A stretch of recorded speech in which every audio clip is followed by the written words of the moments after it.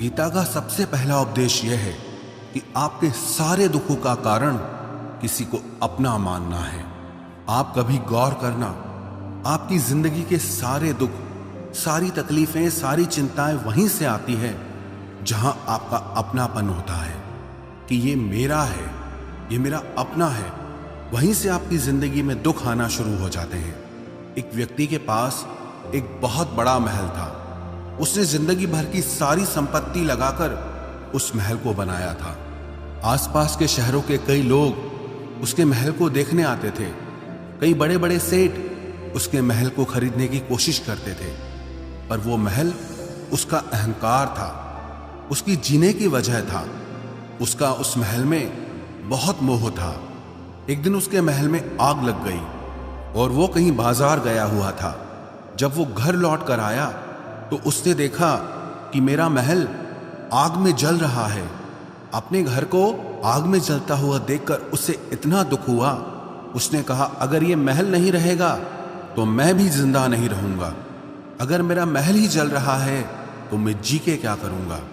वो भी उसी आग में छलांग लगाने की कोशिश करने लगा तो किसी ने उसे रोक लिया कि भाई, ये जो तुम्हारा महल है, इस महल का सौदा कल तुम्हारे बेटे ने किसी के साथ कर लिया है। जब उसे पता चला कि ये महल अब मेरा नहीं रहा, किसी और का हो चुका है, तो उसकी सारी चिंता खत्म हो गई। जैसे और लोग उस जलते हुए महल को देखकर तमाशा देख रहे थे, वैसे ये भी खड़ा हो गया। इतनी ही देर में उसका बेटा आया। वो अपने बेटे को देखकर बहुत प्रसन्न हुआ। उसे आशीर्वाद देने लगा कि तेरे जैसा बेटा तो बहुत भाग्यों से मिलता है। तूने तो मेरी जिंदगी बचा ली। आज इस घर में आग लगी है और तूने कल ही इसका सौदा कर दिया। वो अपने पिताजी से कहने लगा कि पिताजी, मैं इस महल के सौदे के लिए बात तो करने गया था, पर सौदा अभी पक्का हुआ नहीं है। जब उसके पिता ने यह सुना कि अभी इस महल का सौदा हुआ नहीं है तो वो फिर फूट फूट के रोने लगा, फिर अपनी छाती पीटने लगा। महल वही है, इंसान वही है, लेकिन जब महल मेरा है तब वो दुख भी देता है, खुशी भी देता है। लेकिन जब वो मेरा नहीं है, उससे मेरा कोई रिश्ता नहीं है, तो सारे दुख ही खत्म हो जाते हैं। ऐसे ही जिंदगी में जब किसी जगह को, किसी इंसान को, किसी रिश्ते को, किसी काम को हम अपना मान लेते हैं, मेरा मान लेते हैं, तो वहीं से ही सारे दुखों की शुरुआत होती है, वहीं से हर तकलीफ की शुरुआत होती है। तो श्रीमद् भगवद गीता का पहला उपदेश यही है कि आप जैसे ही किसी को अपनी जिंदगी जीने की वजह मान लेते हो कि इसके बिना तो मैं जी ही नहीं सकता, तो वो चीज, वो इंसान, वो काम आपको बहुत दुख देता है। गीता का दूसरा उपदेश यह है कि अवश्यमेव भोक्तव्यम कृतं कर्म शुभाशुभम, कि आपने कोई भी कर्म किया हो उसका फल आपको जरूर भोगना पड़ेगा। अगर आपने अच्छे कर्म किए हैं तो जाने अनजाने किसी मुश्किल वक्त में आपको वो आपके अच्छे कर्म उस मुश्किल वक्त से बचा लेंगे। अगर आपने गलत कर्म किए हैं, पाप किया है, तो उसकी सजा भी आपको जरूर मिलेगी। वो इंसान कितना ही छुप कर कर्म करे, चाहे वो कितना ही चालाकी से कर्म करे, लेकिन कहते हैं कि उस परमात्मा के, ईश्वर के चारों तरफ कैमरे लगे हुए हैं। हमारे एक एक कर्म पर वो प्रकृति, वो परमात्मा अपनी दृष्टि बनाए रखते हैं। हमारे एक एक कर्म का हिसाब होता है। एक गांव में दो मित्र रहते थे। उन दोनों ने विचार किया कि इस गांव में हम धन नहीं कमा पा रहे। वो दोनों धन कमाने के लिए शहर में चले गए। कुछ वर्ष वहां रहकर उन्होंने काफी धन कमाया। फिर सोचा कि अब हम अपने घर वापस चलते हैं, पर्याप्त मात्रा में हमने धन कमा लिया है। उस समय पे यातायात की इतनी सुविधाएं नहीं होती थी। वो अपने बैलों पर ही यात्रा कर रहे थे। चलते चलते मार्ग में रात हो गई तो उन्होंने विचार किया, आज रात हम यहीं विश्राम करते हैं। एक मित्र ने कहा कि मैं यहाँ पर रहकर धन की रक्षा करता हूँ, तुम बाजार जाकर भोजन की व्यवस्था कर लो। जब वो मित्र बाजार गया तो उसके मन में पाप आ गया। उसने कहा, इतना पैसा हमने कमाया है, अगर मैं इसको यहीं जंगल में मार दूं तो सारा पैसा मेरा हो जाएगा, नहीं तो मुझे इसका आधा धन इसको देना पड़ेगा। मन में ये खोट आने पर उसने अपने मित्र के खाने में जहर मिला दिया और जब वो खाना लेकर के अपने मित्र के पास गया उसका मित्र वो जहर वाला खाना खाकर वहीं पर उसकी मृत्यु हो गई। वो व्यक्ति सारा धन लेकर के अपने घर वापस आ गया। फिर उसके घर में एक पुत्र ने जन्म लिया। जब उसका बेटा पैदा हुआ तो वो बहुत बीमार रहता था। उसने अपने जीवन में जो कुछ भी धन कमाया था उसका वो सारा धन अपने बेटे के इलाज में ही खत्म हो गया। बेटा बड़ा होता गया और इसका धन नष्ट होता गया। जब उसका बेटा थोड़ा बड़ा हो गया तो उसके पिता ने पूछा कि बेटा तू इतना बीमार क्यों रहता है, तू ठीक क्यों नहीं होता? मैंने अपनी जिंदगी का सब कुछ तुझ पे लगा दिया पर फिर भी तेरी तबीयत ठीक नहीं रहती। तो उसके बेटे ने बोला, कौन सा बेटा और कौन सा पिता? मैं तेरा वही मित्र हूं जिसको तूने जंगल में जहर दे के मार दिया था, लेकिन मैं अपना वही हिसाब पूरा करने के लिए तेरे पुत्र के रूप में तेरे घर में आया हूं। अब मेरा तेरा हिसाब बराबर और मेरा जीवन अब यही समाप्त होता है। तो गीता का उपदेश हमें यही सिखाता है, कोई अपने आप को कितना भी चालबाज समझता हो, होशियार समझता हो, लेकिन अगर उसने गलत कर्म किया है, चाहे आज नहीं तो कल उसे उसका फल भोगना ही पड़ेगा। कोई भी व्यक्ति अपने किए हुए कर्म से बिना उसको भोगे कभी छूट नहीं सकता। गीता का तीसरा उपदेश यह है कि आज में जियो, कल की चिंता करना छोड़ दो। जो भी व्यक्ति अपने बीते हुए कल या अपने आने वाले कल में खोया रहता है वो जिंदगी में कभी खुश नहीं रह सकता। आपको जिंदगी में खुशी सिर्फ और सिर्फ तब मिल सकती है जब आप वर्तमान में जी सके, आज के आनंद को जी सके। बीते हुए कल का और आने वाले कल का कोई वास्तविक अस्तित्व नहीं होता, वो सिर्फ आपकी बुद्धि और आपके विचारों में होता है। उसकी कोई वास्तविकता नहीं होती, उसे सिर्फ आप अपने मन के अंदर और बुद्धि के अंदर जीते हैं। लेकिन जिसे आप वास्तविकता में जीते हैं वो आपका आज होता है, वो आपका चल रहा पल होता है। अगर आप अपने मन और बुद्धि को अपने कल में अटका के रखेंगे, अपने भूतकाल और भविष्यकाल में अटका के रखेंगे, तो याद रखना आप कभी खुश नहीं रह पाएंगे। और अगर जिंदगी में खुश रहना चाहते हैं तो आज में और इसी पल में जीना सीखें। गीता का चौथा उपदेश यह है कि जो आपके साथ अधर्म करे, पाप करे, गलत करे, उसे दंड जरूर देना चाहिए। अगर आप उसे सहते हैं तो वो आपके साथ और गलत करता है। अगर आप उसे सहते हैं तो उसके पाप में आप भी भागीदार हो जाएंगे।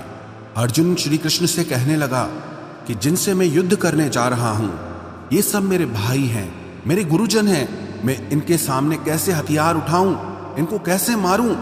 तो भगवान श्री कृष्ण ने अर्जुन से कहा कि जिन्हें तू अपना मानता है वो सब अधर्मी हैं, वो पाप के पक्ष में खड़े हैं, और अगर तू इनका वध नहीं करेगा, युद्ध नहीं करेगा, तो समाज में और भी पाप बढ़ेगा।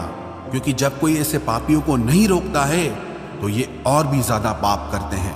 ऐसे ही जब आपके साथ कोई गलत करता है, आपको चोट पहुंचाता है, दुख पहुंचाता है, और आप वो चुपचाप सहते रहते हैं, तो उससे सामने वाले को बल मिलने लगता है, वो आपको कमजोर समझने लगता है और आपके साथ गलत करने को वो अपना हक समझने लगता है। लेकिन जब आप उसके गलत व्यवहार को, उसके अधर्म को रोक लेते हैं, उसका विरोध करते हैं, तब वो अपनी सीमा में रहना सीख जाता है। ये कलयुग है। अगर इस जमाने में आपको खुश रहना है तो आपको अपनी रक्षा खुद ही करनी होगी। कोई आपके साथ गलत करे तो उसको कभी नहीं सहना चाहिए, बल्कि उसका सामना करना चाहिए।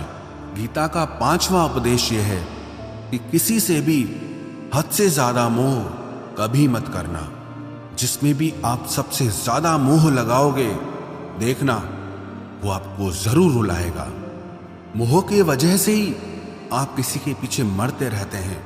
मोह के वजह से ही आपको कई बार अपना अपमान भी सहना पड़ता है, और कई लोगों को मोह की वजह से ही अपना अपमान दिखता तक भी नहीं है कि सामने वाला मेरी इज्जत तक नहीं कर रहा और मैं उसके पीछे मर रहा हूं। मोह आपकी आंखों पे ऐसी पट्टी लगा देता है कि आपको सच और झूठ दिखाई ही नहीं देता।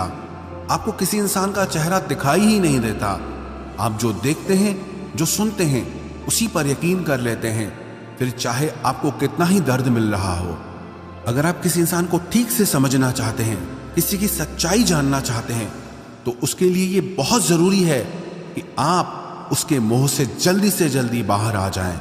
वास्तविकता में रिश्ते दुख नहीं देते, आपका मोह आपको दुख देता है। जिस दिन मोह खत्म, उस दिन आपको किसी भी रिश्ते से कोई दुख नहीं मिल सकता, क्योंकि आपको फिर कोई फर्क ही नहीं पड़ेगा। गीता का छठा उपदेश यह है कि आप वो मत करो जो सब करते हैं, बल्कि वो करो जो आपके लिए सही है। स्वधर्मम निधनम श्रेय परधर्मो भयावह। श्री कृष्ण ने अर्जुन से कहा कि जो तेरा कर्तव्य है, जो तेरे लिए सही है, जो तुझे करना चाहिए, तू वो कर। तू कभी भी वो काम मत कर जो दुनिया कर रही है, क्योंकि अर्जुन श्री कृष्ण से कहने लगा कि ऐसे भयंकर युद्ध में पड़ने से अच्छा है कि मैं सन्यासी बन जाऊं। तो श्री कृष्ण ने अर्जुन से कहा कि सन्यासी बनना तेरा कर्म नहीं है, तेरा धर्म नहीं है, तू क्षत्रिय है। तेरा कर्म और तेरा धर्म यही है कि तू अधर्म का नाश करे, धर्म की रक्षा करे। ऐसे ही हर इंसान का एक अलग कर्तव्य होता है, एक अलग ही मार्ग होता है। तो कभी भी उस मार्ग पे मत जाना जहां सारी भीड़ जा रही हो। कभी भी वो काम मत करो जो दुनिया करती है, कि आजकल ये ट्रेंड हो गया है, ये फैशन हो गया है, सब करते हैं इसलिए हम भी कर रहे हैं। सारी भीड़ यही काम कर रही है इसलिए हम भी यही कर रहे हैं।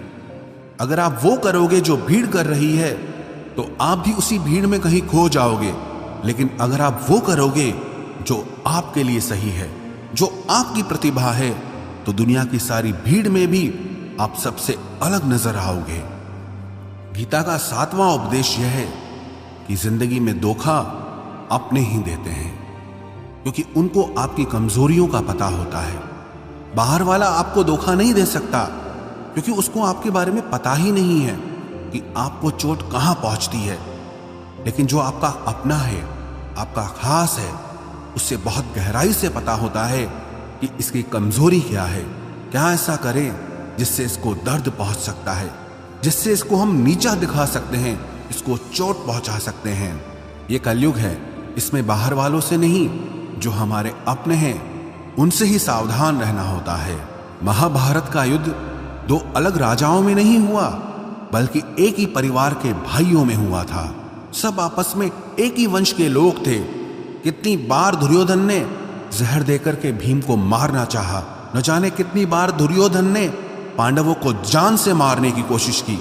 वो उसका पराया नहीं था, उसका भाई था। सारी लड़ाइयां घर के अंदर ही होती है, बाहर कौन लड़ेगा हमसे? घर में ही सारे झगड़े होते हैं। तो आपको चोट सिर्फ वही लोग पहुंचा सकते हैं जो आपके अपने हैं। आपको धोखा सिर्फ वही लोग दे सकते हैं जो आपके अपने हैं। गीता का आठवां उपदेश यह है, जो इंसान अपनी रक्षा खुद नहीं कर सकता, उसकी रक्षा भगवान भी नहीं कर सकते। श्री कृष्ण ने अर्जुन से कहा, तस्मात् सर्वेषु कालेषु माम अनुस्मर युध्य च, कि हे अर्जुन, तू हर काल में मेरा स्मरण करते रहना और युद्ध भी करते रहना। अर्जुन ने श्री कृष्ण से पूछा कि ये युद्ध तो कुछ दिनों में समाप्त हो जाएगा, लेकिन आप कह रहे हैं कि तू हमेशा मेरा स्मरण करता रहे और युद्ध करते रहना। हमेशा युद्ध करने का क्या मतलब है? तो श्री कृष्ण ने अर्जुन से कहा कि ये जिंदगी ही रणभूमि है। इस जीवन में सुख दुख आते रहेंगे और तुझे उनका डट के मुकाबला करना है। श्री कृष्ण ने ये नहीं कहा कि तू चुप करके बैठ जाना और मैं लड़ाई करूंगा। बहुत गहराई है गीता के ज्ञान में। हमारे जीवन की डोर भी संभाल के ईश्वर बैठे हैं, लेकिन युद्ध हमें ही करना है। ईश्वर को याद करना है कि हे ईश्वर, मुझे शक्ति देना, मुझे समझ देना, मुझे बुद्धि देना, ताकि मैं अपनी जिंदगी की सारी लड़ाइयां जीत सकूं, मैं जिंदगी में सही मार्ग पे चल सकूं। लेकिन आपको अपनी लड़ाई भी खुद लड़नी पड़ती है। जो लोग ये कहते हैं कि हम कुछ नहीं करेंगे, सब वो ईश्वर करेगा, तो कहते हैं कि आलसी इंसान को देखकर तो भगवान भी घबरा जाता है कि ये कुछ नहीं करेगा। भगवान ने बुद्धि दी है, समझ दी है। ईश्वर आपको प्रेरणा देते हैं, शक्ति देते हैं, लेकिन आपको अपनी रक्षा स्वयं ही करनी होगी। गीता का नवा उपदेश यह है कि कोई भी ऐसी गंदी आदत खुद को मत लगने देना जो आपकी जिंदगी बर्बाद कर दे। कहीं ना कहीं महाभारत का ये युद्ध एक जुआ की आदत की वजह से ही शुरू हुआ था। सारा खेल वहीं से शुरू हुआ था। एक ऐसी जुआ की लत जहां युधिष्ठिर ने अपने भाइयों को दांव पर लगा दिया, अपनी पत्नी को दांव पर लगा दिया। ऐसा जीतने का नशा कि अपना सब कुछ गंवा दिया। ऐसे ही हम भी अपनी जिंदगी में जब कोई ऐसी गंदी आदत लगा देते हैं, चाहे वो कोई भी हो, चाहे वो नशे की हो, मोबाइल की हो, किसी इंसान की हो, कोई गलत काम करने की हो, कोई भी गलत आदत जो आपको बर्बाद कर सकती है, अगर आप उसको नहीं छोड़ोगे तो आपका सब कुछ खत्म हो जाएगा। इससे पहले कि आपकी आदत आपको खत्म करे, आप अपनी गलत आदतों को खत्म कर दीजिए। गीता का 10वां उपदेश यह है कि आलसी इंसान कभी कुछ हासिल नहीं कर सकता। अधिकतर लोग सिर्फ योजनाएं बनाते रहते हैं कि मुझे बड़ा घर चाहिए, मुझे बड़ी गाड़ी चाहिए, मैं दुनिया घूमना चाहता हूँ, क्या क्या चाहिए ये हर कोई सोच लेता है, लेकिन उस पर मेहनत करना वो बहुत कम लोग करते हैं। क्योंकि चाहना बहुत आसान है, लेकिन उसके लिए कर्म करना वो बहुत मुश्किल है। एक अच्छा फिट शरीर हर कोई चाहता है, लेकिन उसके लिए व्यायाम करना, एक्सरसाइज करना वो आपको ही करना होगा।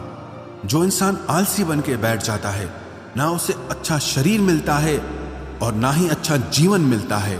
तो जिंदगी में अगर कुछ पाना चाहते हो ना, आलस्य को अपनी जिंदगी से जरूर दूर कर देना। आलस के चलते आपको कुछ मिलने वाला तो नहीं, लेकिन जो आपके पास है आप वो भी गंवा दोगे। गीता का 11वां उपदेश यह है कि जिंदगी में अगर खुशी चाहते हो तो मन की गुलामी का त्याग कर दो। कई लोग कहते हैं कि हम करना तो बहुत कुछ चाहते हैं, लेकिन कुछ कर नहीं पाते। पता भी सब कुछ है कि क्या करने से हमारी जिंदगी बेहतर हो सकती है, क्या चीज है जो हमको नुकसान पहुंचा रही है, लेकिन फिर भी कुछ कर नहीं पाते। समझते सब कुछ है, लेकिन समझ कर भी, चाह कर भी कुछ कर नहीं पाते। वो इसीलिए होता है क्योंकि आप अपने मन के गुलाम बन चुके हो। अरे लोग तो अपनी जीभ का स्वाद तक नहीं छोड़ पाते, फिर कहते हैं कि हम पतले नहीं हो पाते हैं, फिट नहीं हो पाते हैं, सक्सेस नहीं मिल रही है। क्योंकि जो आपको करना चाहिए आप वो करते नहीं हैं। आपका मन सब कुछ समझ कर भी आपको वो करने नहीं देता। इसलिए जिंदगी में अगर आगे बढ़ना है, मन से चलना छोड़ दो। जो आपके लिए सही है वो आपको करना ही पड़ेगा। गीता का 12वां उपदेश यह है कि जो आपका है वो आपको मिलकर ही रहेगा, और जो आपको नहीं मिला है उसके लिए रोना छोड़ दो। आप जिसके लिए जितना रोओगे वो चीज आपसे उतना दूर जाएगी, और जो चीज सच में आपकी है वो कहीं ना कहीं से आपके पास जरूर पहुंच जाएगी। इसलिए जो आपको जिंदगी में हासिल नहीं हो रहा या हासिल नहीं हुआ, उसका पछतावा करना, उसके लिए रोना आप बिल्कुल बंद कर दो। गीता का 13वां उपदेश यह है कि आप संसार से जितना प्रेम लगाओगे उतना ही जीवन में दुख और पीड़ा का अनुभव करोगे। गीता का 14वां उपदेश यह है कि जिस इंसान को बात बात पर क्रोध आता है, सुख और शांति उसके जीवन में कभी नहीं आ सकते। क्योंकि जो इंसान बहुत ज्यादा क्रोधी होता है ना, उसके सारे मित्र उसे छोड़कर चले जाते हैं। वो मन में भी कुढ़ता रहता है, वो अपने मन में भी दर्द में ही जीता है, तकलीफ में ही जीता है। ज्यादा गुस्सा करके, ज्यादा क्रोध करके जो भी आपके पास है, देखना आप उसे भी नष्ट कर दोगे। और ऐसे इंसान को शांति तो कभी मिलने वाली नहीं है। इसलिए अपनी जिंदगी में शांति चाहते हो तो बात बात पर गुस्सा करना छोड़ देना चाहिए। गीता का 15वां उपदेश यह है कि चाहे आप किसी की मदद करो या ना करो, लेकिन जानबूझकर कभी किसी का दिल नहीं दुखाना चाहिए।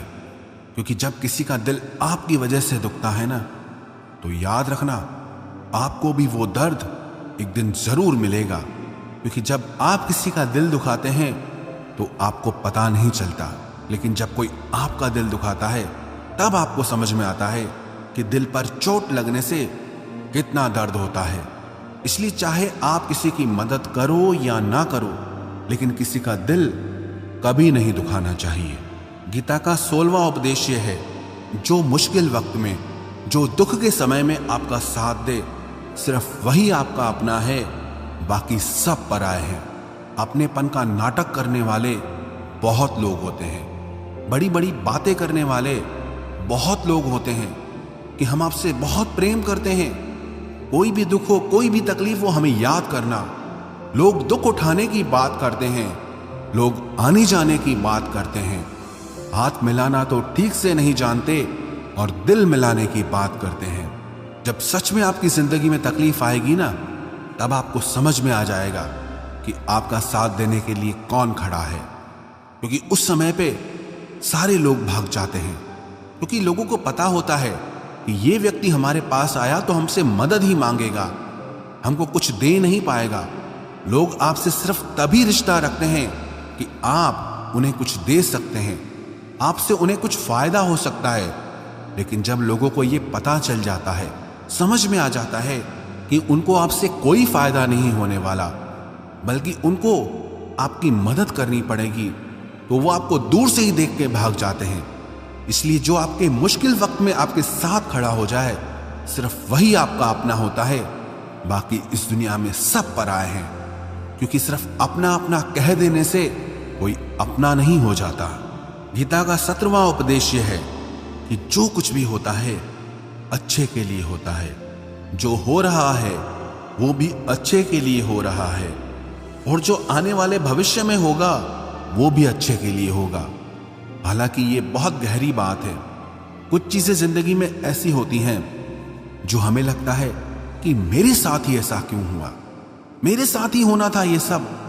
लेकिन जब वो वक्त गुजर जाता है, एक दिन हमको समझ आता है कि अगर हमारे साथ ये सब नहीं होता तो आज हम इस मुकाम पर नहीं होते। अगर मेरे साथ ये सब नहीं होता तो शायद हमारी जिंदगी और भी बर्बाद हो सकती थी। इसलिए अगर हमको ये समझ में आ जाए कि जिंदगी में जो कुछ भी हो रहा है वो सब अच्छे के लिए हो रहा है, तो हम जीवन में हमेशा खुश रहेंगे। गीता का 18वां उपदेश यह है कि हर काम को समझदारी से करना ही योग होता है। योगः कर्मसु कौशलम। कई लोग काम तो करते हैं लेकिन उन्हें हासिल कुछ नहीं होता। बहुत लोग कहते हैं कि हम बहुत मेहनत करते हैं, तब भी जिंदगी में सफलता हासिल नहीं हो रही। बहुत कुछ करने से, बहुत मेहनत करने से आपको सफलता नहीं मिलेगी, लेकिन सही तरीके से समझ के साथ काम करने से आपको जिंदगी में सफलता जरूर मिलेगी। गीता का 19वां उपदेश यह है कि कभी भी किसी भी चीज की अति नहीं करनी चाहिए। कोई भी चीज हद से ज्यादा मत करना। किसी से प्रेम भी हद से ज्यादा मत करना। किसी से नफरत भी हद से ज्यादा मत करना। हद से ज्यादा मीठा भी खराब, हद से ज्यादा कड़वा भी खराब। हद से ज्यादा आराम भी आपको बीमार कर देगा, हद से ज्यादा खाना भी आपको बीमार कर देगा। हद से ज्यादा भूखा रहना भी आपको नुकसान पहुंचाएगा, और हद से ज्यादा जागना भी आपको बहुत नुकसान पहुंचाएगा। तो जीवन को संतुलन के साथ जीना चाहिए। जैसे ही आप संतुलन खो देते हैं, वैसे ही आपके जीवन में दुर्घटना हो जाती है।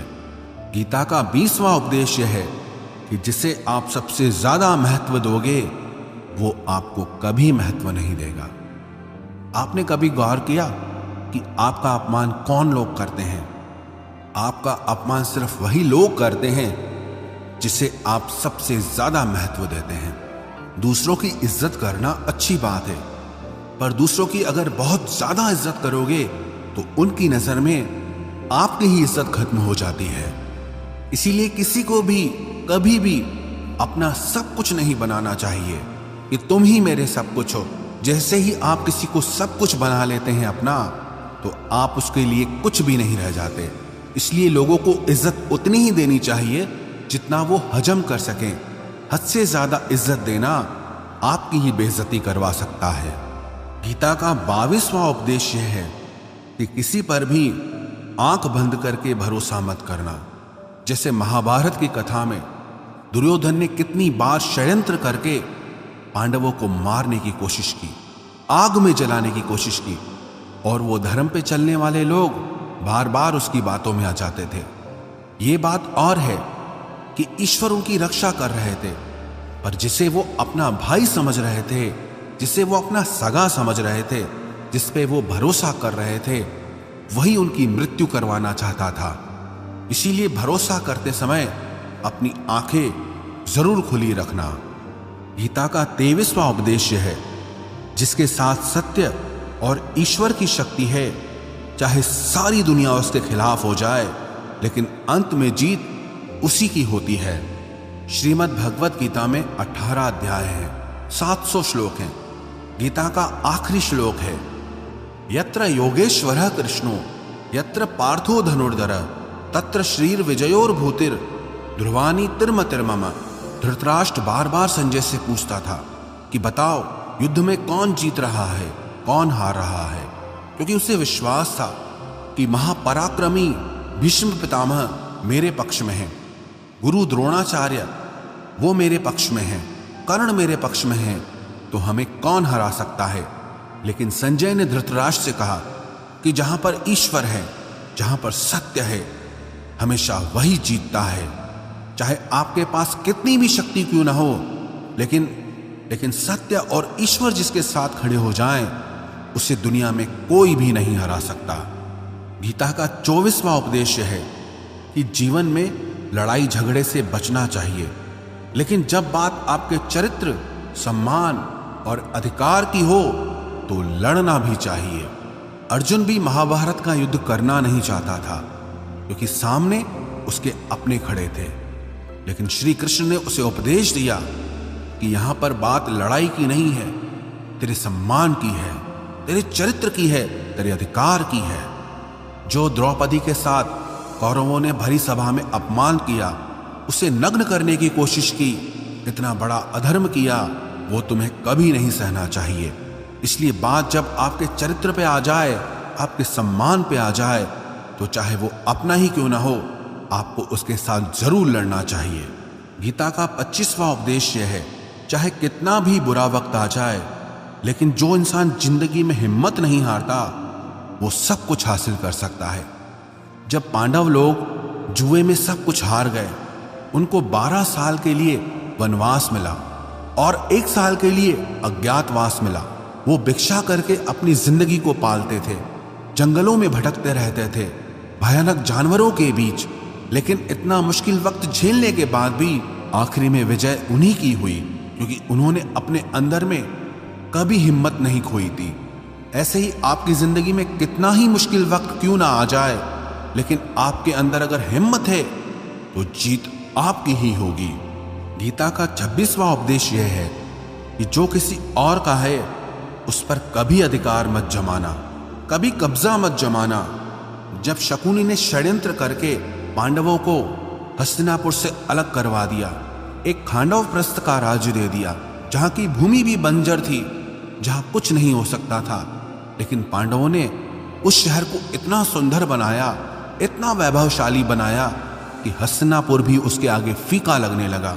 और उनके उस वैभव को देख के, सुख को देख के दुर्योधन अंदर ही अंदर जलता था। उसने कई बेईमानियां करके, षड्यंत्र करके उनका वो खांडव प्रस्थ भी उनसे छीन लिया।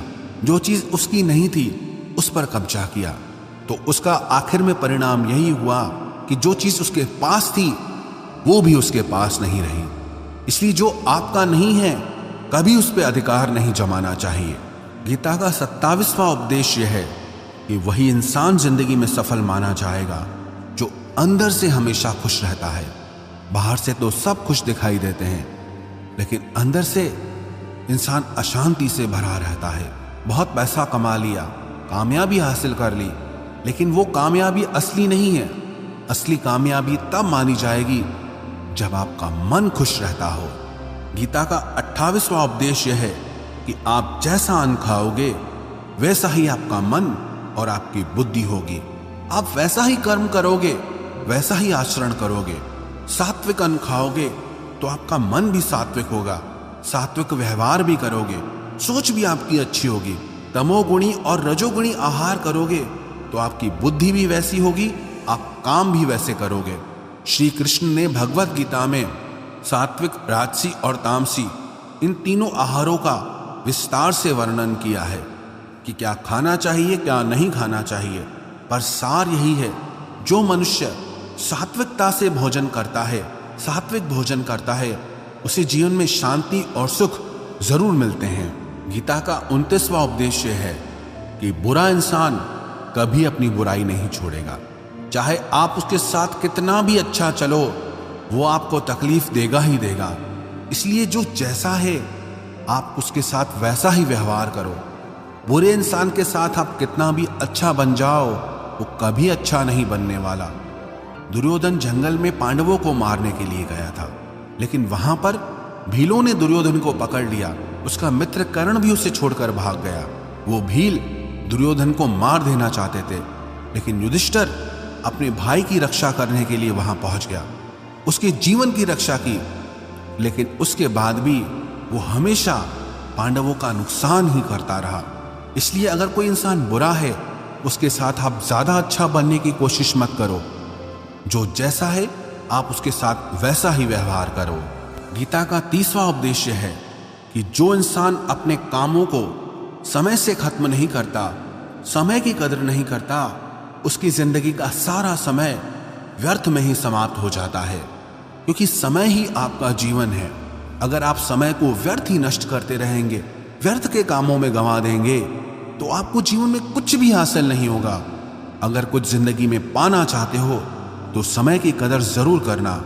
जो भी व्यक्ति गीता के इन 30 उपदेशों को रोज सुनेगा, समझेगा, तो जिंदगी की कितनी भी मुश्किल से मुश्किल घड़ी क्यों ना आ जाए, उसे ऐसे मुश्किल समय में भी रास्ता जरूर मिल जाएगा।